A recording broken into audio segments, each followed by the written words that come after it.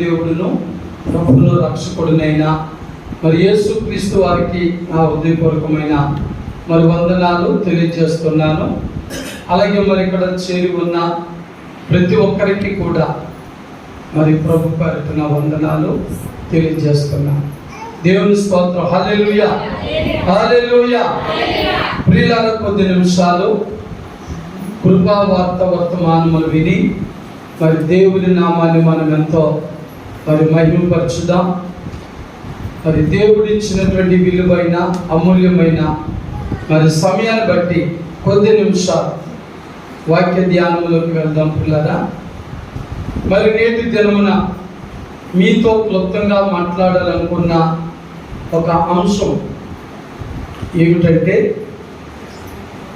క్రైస్తవుడు జ్ఞాపకం ఉంచుకోవలసిన విషయాల గురించి మాట్లాడతారు. ఇదండి మన అంశం, క్రైస్తవుడు జ్ఞాపకం ఉంచుకోవలసిన విషయాలు. ఎందుచేతంటే క్రైస్తవ బిడ్డలు ప్రభులోకి వచ్చిన తర్వాత, ప్రభుని నమ్ముకున్న తర్వాత మరి చాలా విషయాలు మర్చిపోతున్నారు. మరి అలాంటి విషయాలు ఏమి కూడా మనం మర్చిపోకూడదు. ఒకసారి ప్రభులోకి వచ్చిన మరి నీవు నేను కూడా ప్రభు రాకడ వరకు, మన ప్రాణం పోయే వరకు కూడా ఆ విషయాలన్నీ కూడా మరవకూడదు. కానీ మనం మర్చిపోతున్నాం. కాబట్టి మీకు నేను కొత్త బోధలేమి చేయలేదు, కానీ క్రైస్తవ విశ్వాసులుగా, క్రైస్తవ బిడ్డలుగా, దేవుని బిడ్డలుగా మనం ముఖ్యముగా వేటిని మర్చిపోకూడదో ఒక 2-3 మాటలు చెప్పి మరి నేను ముగిస్తాను పిల్లరా. అందులో మొదటి మాట నిర్గమకాండము 20వ అధ్యాయము 8వ వచనాన్ని మనం ధ్యానం చేసుకుందాం. నిర్గమకాండము విశ్రాంతి దినమును పరిశుద్ధముగా ఆచరించుటకు జ్ఞాపకం ఉంచుకొనుము. దేవుని స్తోత్రం. ఇది చాలా ప్రాముఖ్యమైన మాట. క్రైస్తవ బిడ్డలమైన ప్రతి ఒక్కరు కూడా తప్పనిసరిగా గుర్తుంచుకోవలసిన విలువైన అమూల్యమైన మాట ఏమిటంటే, విశ్రాంతి దినమును పరిశుద్ధ దినముగా ఆచరించడానికి జ్ఞాపకం చేసుకోవాలి. ఎందుకు ఈ మాట మరి నేను జ్ఞాపకం చేస్తున్నానంటే, నేటి దినాలలో క్రైస్తవ బిడ్డలు, సంఘ బిడ్డలు, విశ్వాసులైనటువంటి వారు ఈ విషయాన్ని చాలా మంది మర్చిపోతున్నారు. వేల చర్చికి బిడ్డలు ఎవరైనా రేపటి దినానికి కనబడితే మీరు అడగండి, ఏమ్మా నేను దినాన్ని చర్చికి రాలేదంటే ఆదివారం అన్న సంగతి మర్చిపోయాం. లేకపోతే మధ్యాహ్నం 1 గంటలకు చర్చికి రావాలనే సంగతి మర్చిపోయాం, టైం దాటిపోయి గుర్తుకొచ్చిందని వారు కూడా ఉన్నారు. ఎందుచేతంటే మానవుడు నిజముగా వేటిని జ్ఞాపకం చేసుకోవాలో వాటిని జ్ఞాపకం చేసుకోవడం లేదు. వేటిని గుర్తుంచుకోవాలో వాటిని గుర్తుంచుకోవడం లేదు. వేటిని అనుసరించాలో వాటిని అనుసరించడం లేదు. వేటిని పాటించాలో వాటిని పాటించడం లేదు. పిల్లరా, వ్యర్థమైన వాటిని జ్ఞాపకించుకుంటున్నారు. వ్యర్థమైన భూలోక సంబంధమైన విషయాల్లో వారు పడిపోయి ఆత్మీయమైన విషయాలు, ఆత్మీయమైన సంగతులను వారు మర్చిపోతా ఉన్నారు పిల్లరా.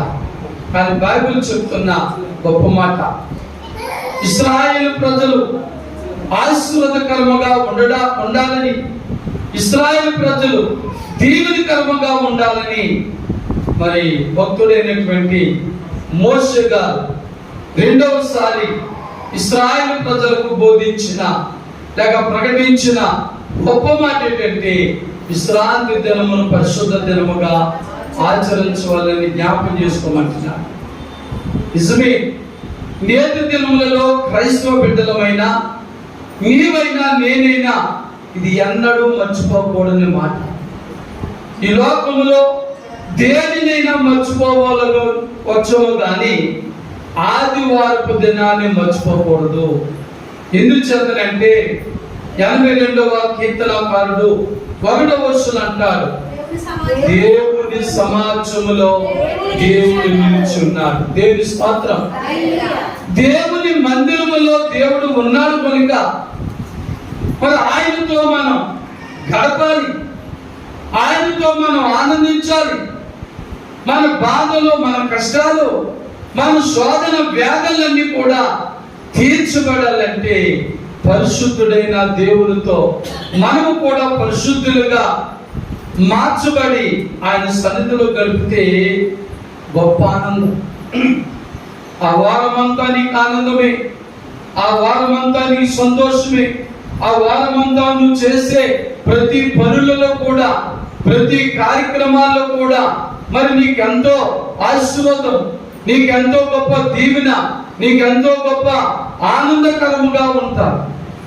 క్రైస్తవుడు ఆదివారం దినాన్ని పోగొట్టుకుంటే ఆ వారం అంతా నువ్వెంత సంపాదించినా, ఎంత ప్రయాసపడినా మరి నువ్వు సంతోషంగా ఆనందముగా ఉండలేవు. ఎందుకంటే దేవుని సన్నిధిలో బైబిల్ చెప్తుంది, నీ సన్నిధిలో నిత్య సుఖములు కలవు. లోకములో లేవు ఆ నిత్య సంతోషములు. దేవుని సన్నిధిలో ఆ నిత్య సంతోషము, నిత్య సుఖశాంతులు మనం కలిగి ఉన్నాం. కాబట్టి అలాంటి దేవుని సన్నిధిని నీవైనా నేనైనా మరి క్రైస్తవ బిడ్డలు ఎవరైనా ఆ సమయాన్ని పోగొట్టుకుంటే ఆ వారం అంతా ఏదో పోగొట్టుకున్నట్టే ఉంటారు. ఎప్పుడైనా గమనించారా? చర్చ్ మానేసిన బిడ్డలు ఆలోచన చేయండి. ఆ వారం అంతా నిజమైన క్రైస్తవునికి ఎంతో వేదనగా బాధగా ఉంటారు. మరి లేదు అప్పుడప్పుడు చచ్చిపోచ్చు వాళ్ళకి ఆ అనుభూతి ఏమీ తెలియదు. కానీ ఈ కడవల దినాల్లో, ఈ అంచు దినాల్లో, ఈ అపాయకరమైన దినాలలో పిల్లగా ప్రతి క్రైస్తవుడు కూడా దేవుని సన్నిధిని జ్ఞాపకం చేసుకోవాలి. హల్లెలూయా, హల్లెలూయా, హల్లెలూయా.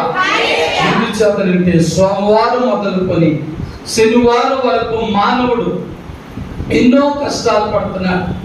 విశ్రాంతి లేక, శాంతి లేక, సంతోషం లేక వారి ఉద్యోగాల్లో నలిగిపోతున్నారు, వారి వ్యాపారంలో నలిగిపోతున్నారు, వారి పాడి పంటలతో నలిగిపోతున్నారు. ఇలాగ అనేకమైన వ్యాధులతో, బాధలతో నలిగిపోతున్న ప్రతి బిడ్డలకు కూడా ప్రభుత్వ గొప్ప దినమే పరిశుద్ధ సన్నిధి ఆరాధన. ఎందుచేత మత్తయి సువార్త 28వ అధ్యాయం 11వ అధ్యాయం 28వ వచనం ఉన్నాడు, ప్రయాసపడి భారం మోసుకొనుచున్న సమస్త జనులారా నా యొద్దకు రండి, నేను మీకు విశ్రాంతి కలుగు చేసేదను. ప్రభువైన యేసుక్రీస్తు వారి యొక్క విశ్రాంతి దినములో మనము చేరినప్పుడే నిజమైన విశ్రాంతి, నిజమైన శాంతి, నిజమైన సంతోష ఆనందములు మన జీవితంలో కలుగుతాయి తప్ప ధనముంది, బలముంది, బలముంది, నాకైతే ఆనందించగలను, సంతోషించగలను అనుకుంటే అవేవి కూడా మనకు నిజమైన సంతోషాన్ని ఇవ్వలేవు. ఇవ్వగలవా? ఇవ్వలేవు. నీకెంత ధనమున్నా, నీకెంత బలమున్నా, నీకెంత బలమున్నా నిజమైన సంతోషం ఉండదు పిల్లరా.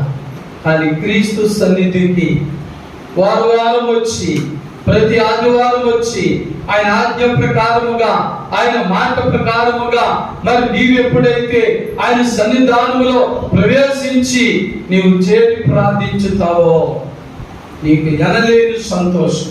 ఆ వారమంతా నీ జీవితంలో సంతోషమే. ఒకవేళ బాధకరమైన, శోధనకరమైన, ఇబ్బందికరమైన సమస్యలు ఏమొచ్చినా నువ్వు దేవునితో గడిపిన ఆ సమయాన్ని బట్టి ప్రభు నీకెల్ల వేళలా తోడై ఉంటాడు. అందుకే 23వ కీర్తనలో భక్తుడైన దావీదు అంటున్నాడు, గాఢాంధకారపు లోయలో నేను సంచరించునను, ఏ అపాయమునకు భయపడను, నీవు నాకు తోడైందు. ఆమేన్. ఒక్క ఆదివారమున దేవుని సన్నిధిలో నీవు గడుపుట చేత మళ్ళా సోమవారం మొదలుకొని శనివారం వరకు ఎలాంటి గాఢాంధకారపు లోయలు లాంటి పరిస్థితులు, స్థితిగతులు నీ జీవితంలో, నీ వ్యాపారంలో, నీ ఉద్యోగంలో, నీ పాడి పంటల్లో ఎదురైనప్పటికీ కూడా నీవు భయపడవు. ఎందుచేత దేవుడు నీతో ఉన్నాడు. దేవుని స్తోత్రం. దేవుడు నాతో ఉన్నాడు. దేవుని స్తోత్రం. దేవుడు మన అందరితో ఉన్నాడు కనుక మనకి ఏ భయం ఉండదు. దేవుడు లేని ప్రతి క్షణము కూడా భయమే. దేవుడు మనతో లేని ప్రతి క్షణము కూడా ఏంటండి? భయము. ఎప్పుడేం జరుగుతుందో, ఎప్పుడేమైపోతుందో, ఎప్పుడు ఎలా జరుగుతుందో, ఏ విధమైన శోధన వస్తుందో, ఏ విధమైన కష్టాలు వస్తాయో భయం అని తీయదు. కానీ 91వ కీర్తనలో కూడా ప్రభాతాడు, మహోన్నతులు సాగున నివసించువాడే సర్వశక్తి నీడను విశ్రమించేవాడు. ఇంకా చదువుతాంటారు కదా, నీ ప్రక్క 1000 మంది పడిన, నీ ప్రక్క 10,000 మంది కూడిన అపాయం ఎందుకో రాదు. ఎందుచేత విశ్రాంతి దినానికి ప్రాధాన్యత ఇచ్చాం.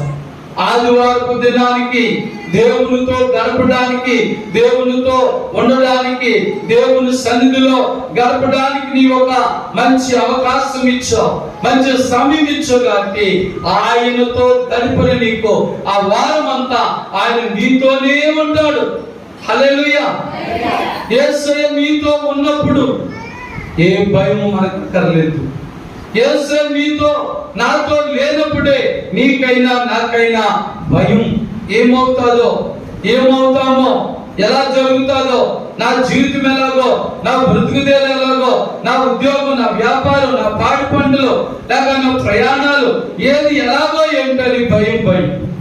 పనికొప్పులారా, ఈ రోజుల్లో చాలా మంది ఆదివారపు ఆరాధన పోగొట్టుకుని లోకంలో ఎన్నో కష్టాలు పడుతున్నారు, ఎన్నో బాధలు పడుతున్నారు, ఎన్నో శోధనలు పడుతున్నారు. ఏమైనా అడిగితే ఖాళీ లేదండి, నా ఉద్యోగంలో ఖాళీ లేదు, నా వ్యాపారంలో ఖాళీ లేదు, నా పదుబాటులో పాడి పంటలతో ఖాళీ లేదని సులువుగా తప్పించుకుంటున్నారు. ప్రియులారా, నీవేదో మరి సాకు చెప్పి పాస్టర్ గారిని నమ్మించవచ్చు, సంఘ బిడ్డలు నమ్మించవచ్చు, కానీ ఆరాధనకు రావడం అనేది, ఆదివారం దేవుని సన్నిధిలో గడపడం అనేది పాస్టర్ గారి కోసమో, సంఘ బిడ్డల కోసమో, ఈ లోక మనుషులకి భయపడవు కాదు. దేవుని స్తోత్రం. నీ కోసమే. దేవుని స్తోత్రం.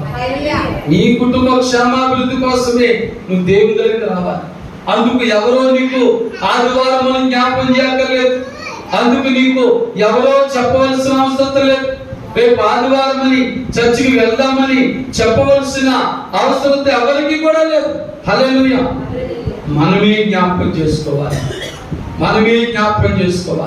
చూడండి, మరి తీయదు కానీ భక్తుడైనటువంటి దావీదు గారు అంటారు, జనులు మరి యెహోవా మందిరములకు వెళుదాము అని చెప్పినప్పుడు నా హృదయం ఎంతో సంతోషించిందంట.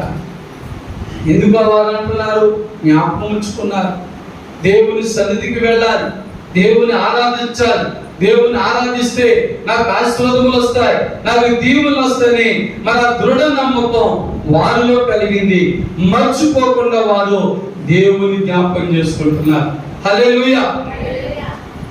ప్రతి క్రైస్తవుడు మరి వాక్యమును బట్టి నేను చెప్తాను పిల్లరా, మనము క్రీస్తుని కలిగి ఉంటే ఈ లోకంలో హ్యాపీగా బ్రతకగలం. దేవుని స్తోత్రం. మేడ మిద్దెలు, ఆస్తి అంతస్తులు లేకపోయినా, చేతిలో చిల్లిగవ్వ లేకపోయినా, ప్రియులారా, మనం హ్యాపీగా బ్రతకాలంటే ప్రభు మనతో ఉంటే చాలు. అలాగే ఎలా బ్రతకాలండి? డబ్బు ఉండాలి కదా అనుకుంటున్నా, ఐశ్వర్యం ఉండాలి కదా అనుకుంటున్నా. కానీ మరి మీకు చాలాసార్లు జ్ఞాపకం చేస్తా, ఫిలిప్పీ పత్రిక 4వ అధ్యాయం 19వ వచనం. మనం ఆరాధిస్తున్న దేవుడు ఎవరండి? ఐశ్వర్యవంతుడే. నీవు నేను పేదలం అవ్వచ్చు, నీవునేమో ఒకవేళ దీన స్థితిలో, పేద స్థితిలో ఉన్నవారు అవ్వచ్చు. మనం ఆరాధిస్తున్న దేవుడు. మనం ఆదివారం మందిరానికి వచ్చి ఆరాధిస్తున్న దేవుడు ఐశ్వర్యవంతుడు కనుక అక్కడ అంటాడు, కాగా దేవుడు తన ఐశ్వర్యం చొప్పున క్రీస్తు యేసునందు నీ ప్రతి అవసరము తీర్చును. హల్లెలూయా. దేవుని మందిరములో ఆత్మతో సత్యముతో ఆయన్ని ఆరాధించడం ద్వారా చూడండి, మరి మనకున్న ప్రతి అవసరత తీర్చబడతా ఉంది. ఈ వారం అంతా నీ అవసరతలు తీర్చబడాలంటే, మరి నీ లోటులు నీ పొదుగులు తీర్చబడాలంటే పిల్లగా ఇక్కడ లేఖనములు చెప్పిన ప్రకారంగా, వాక్యం చెప్పిన ప్రకారముగా నీవు విశ్రాంతి దినమును పరిశుద్ధ దినముగా ఆచరించడానికి నువ్వు జ్ఞాపకం చేసుకున్నట్లయితే ఆ వారం అంతా, ఆ నెలంతా, ఆ సంవత్సరం అంతా ఏ విషయంలో కూడా భయపడవలసిన అవసరత లేదు. ఎప్పుడు మనం భయపడాలంటే దేవుని సన్నిధిని మనం విడిచిపెట్టినప్పుడు, దేవునికి మనం దూరంగా ఉన్నప్పుడే ఈ లోకానికి భయపడాలి, లోకములో ఎదురయ్యే సమస్యలకు భయపడాలి. కానీ మరి నీవు నేను దేవుని మందిరమునకు కరెక్ట్ గా వచ్చి ప్రతి ఆదివారం మానక వచ్చుల ద్వారా నీకు ఎన్నో ఆశీర్వాదాలు ఉన్నాయి కనుక మరి ఆదివారం దినాన్ని మనం ఖచ్చితంగా ఏం చేయాలి? జ్ఞాపకం చేసుకోవాలి. ఆ జ్ఞాపకం చేయలేదు, ఏ జ్ఞాపకం చేయలేదు అనుకో, మనమే జ్ఞాపకం చేసుకుని క్రమంగా రండి, క్రమంగా వచ్చి ప్రభులో శాంతి సమాధానాలు పొంది వెళ్ళాలి. హల్లెలూయా.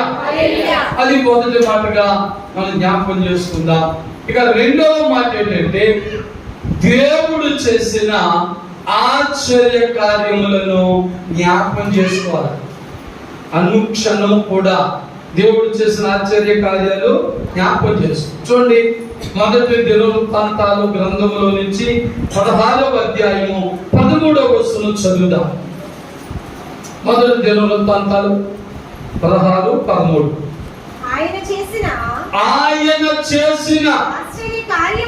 ఆశ్చర్య కార్యములను జ్ఞాపకం చేసుకోండి. చదువుతుంది. అలాగే మరి 105వ కీర్తన 5వ వచనం కూడా చదువుదాం. 105వ కీర్తన. అబ్రహాము వంశస్థులారా, ఆయన ఏర్పరచుకొనిన యాకోబు సంతతి వారులారా, ఆయన చేసిన ఆశ్చర్య కార్యములను జ్ఞాపకం చేసుకోండి. హల్లెలూయా. ఇది కూడా క్రైస్తవ బిడ్డలు చాలా మంది మర్చిపోతున్నారు. ఏంటండి? దేవుడు చేసిన ఆశ్చర్య కార్యములు మర్చిపోతున్నారు. పొందుకున్నప్పుడే గుర్తుంటుంది, కానీ మళ్ళా సాక్షి చెప్పడానికి కూడా జ్ఞాపకం లేదు. అచ్చాలతో ప్రతి విషయంలో కూడా జ్ఞాపకం ఉంచుకోవాలి. ఎక్కడ మర్చిపోతాం నేను తీయదు. కానీ 103వ కీర్తనలో భక్తుడైన దావీదు అంటాడు, నా ప్రాణమా యెహోవాను సన్నిధించు, ఆయన చేసిన ఉపకారములలో దేనిని మర్చిపోకు. దేవుని స్తోత్రం. నిజమే. ఎప్పుడు కూడా మన ప్రాణంతో మనం చెప్పుకోవాలి, మనతో మనం చెప్పుకోవాలి. అక్కడ పెద్ద సభ లేదు, సభ్యులు లేరు, ఆయనే దేవుని సన్నిధిలో ఆయన చెప్పుకుంటున్న గొప్ప మాట, నా ప్రాణమా అంటున్నాడు. ఎవరు చెప్పుకుంటున్నాడు? ప్రాణాన్ని చెప్పుకుంటున్నాడు. అసలు ప్రాణానికే గుర్తు లేకపోతే ఆదివారం నువ్వు ఎలా సాక్ష్యం చెప్పగలవు? సోమవారం అంటావు బిడ్డలతో, ఆదివారం ఏదో సాక్ష్యం చెప్పాలనుకున్నానమ్మా, మర్చిపోయాను. చాలా మంది ఎన్నివారు ఉన్నారు.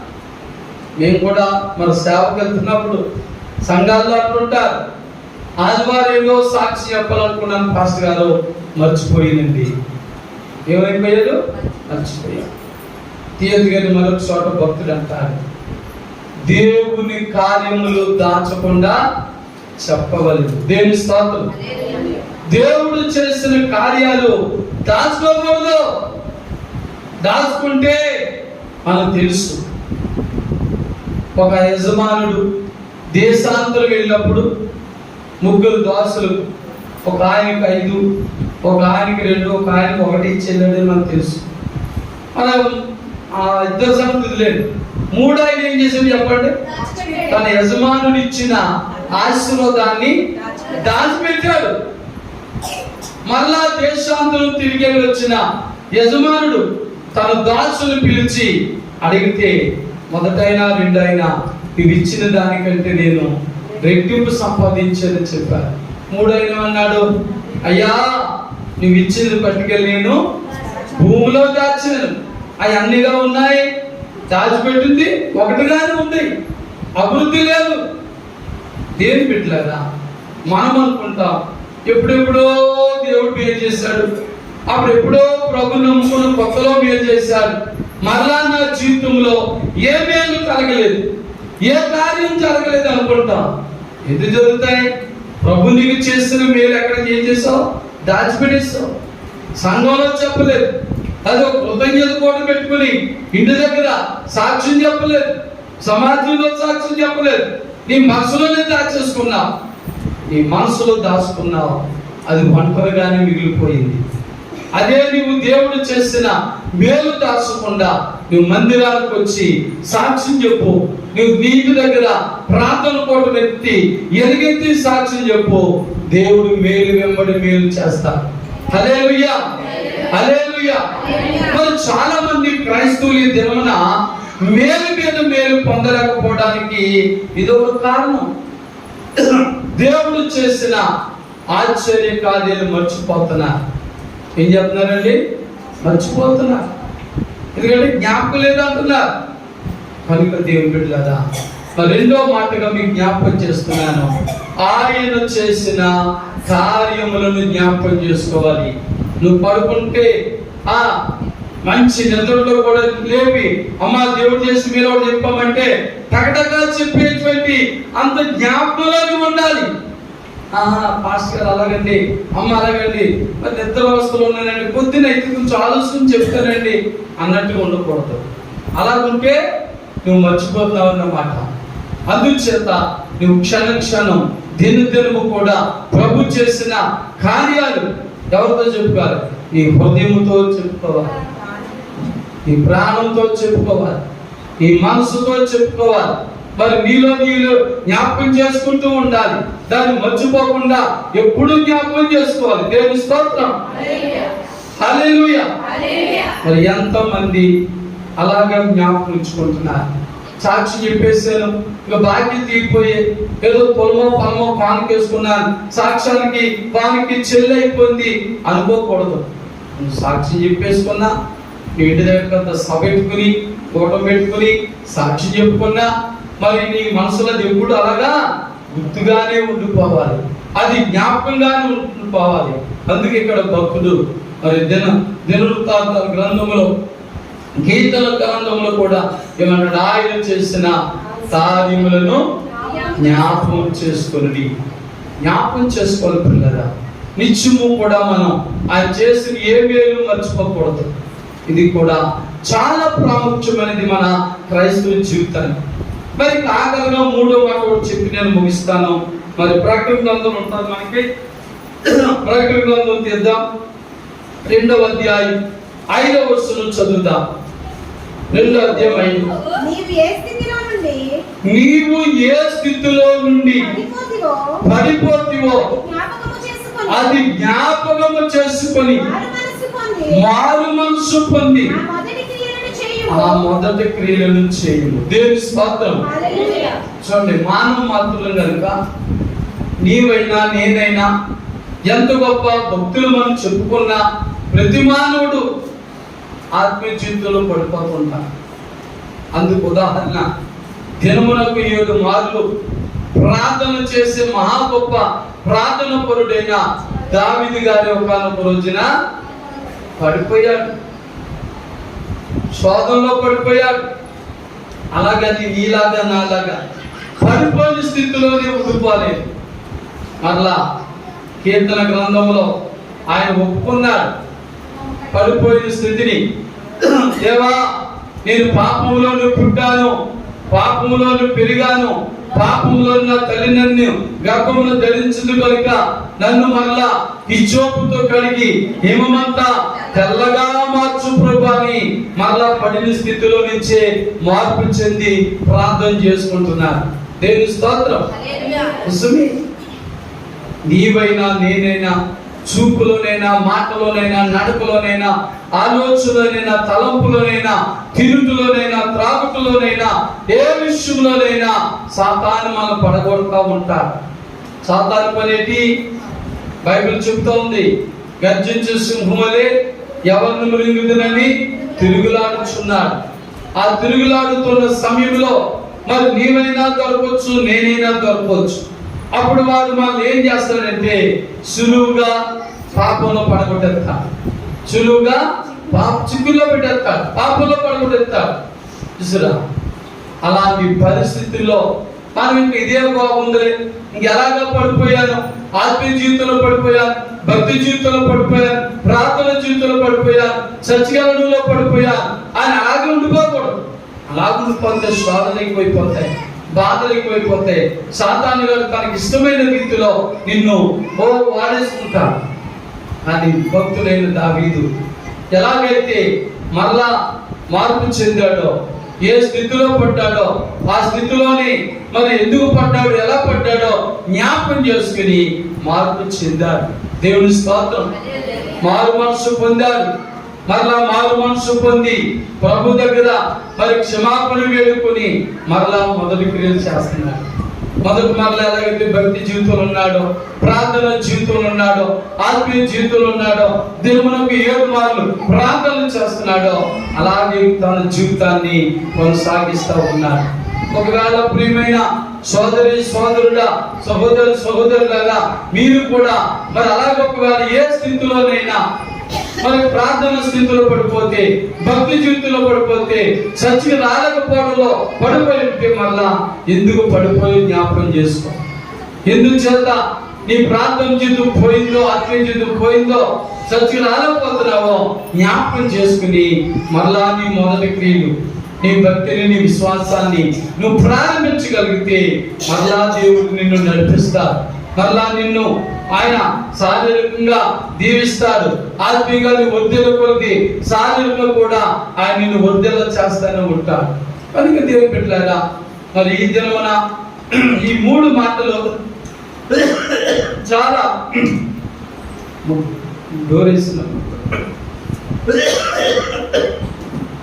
చాలా ప్రాముఖ్యమైన మాటలుగా నేను గ్రహించి ఈ మాటలను మీతో పంచుకున్నాను. కనుక మరి దినమున నీవు ఈ 3 మాటలను బట్టి మరి నువ్వు జ్ఞాపకం చేసుకున్నావు లేదో,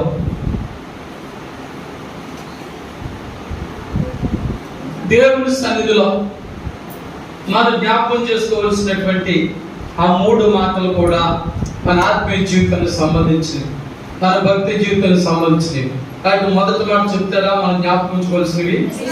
విశ్రాంతి దినమును పరిశుద్ధంగా ఆచరించడానికి జ్ఞాపకించవచ్చు. రెండో మాట, ఆయన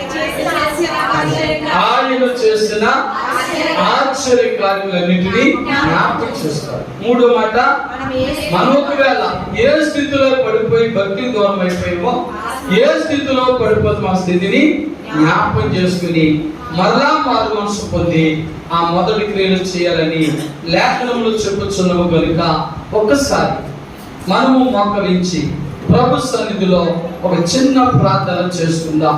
మన ఆత్మీయ జీవితం, మన భక్తి జీవితం, మన విశ్వాస జీవితం మరి ఏ రీతిగా ఉన్నది, మరి ఎలా ఉన్నదో ఒకసారి మనం పరీక్షించుకుందాం, పరిశోధించుకుందాం. పిల్లరా, అందరూ కూడా ప్రార్థనలో ఉందాం. హల్లెలూయా, హల్లెలూయా, హల్లెలూయా. యేసయ్యా నీ స్తోత్రములు నాయనా. హల్లెలూయా, హల్లెలూయా.